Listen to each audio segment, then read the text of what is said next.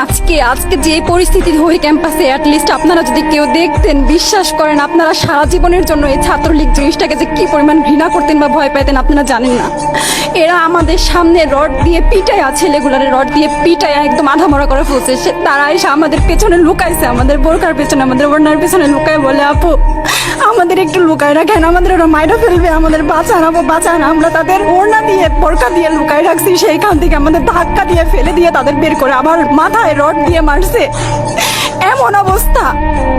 এবং তারা আমাদের ক্যাম্পাসে পরিচিত মুখ, আমরা চিনি তাদের, তারা এই অবস্থা করছে, রাস্তায় একদম শোয়াই ফেলছে। আমাদের হলের মেয়েদের বুকে বড় বড় যে আসতো ইট, এই ইটগুলো বুকে ফেঁকে দিছে, মানে একদম পুরো বুকে লাগছে, এরকম জামা কাপড় ছিঁড়ে ফেলছে, এত বাজে অবস্থা।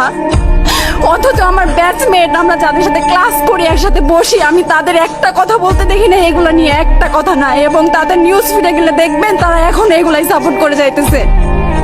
কিচ্ছু বলার নাই। আমি কেমনে যাই এই মানুষগুলোর সাথে, এত বছর ক্লাস করছি, বা আমি আরো 6টা মাস কিভাবে ক্লাস করবো আমি জানি না, আমি সত্যিই জানি না।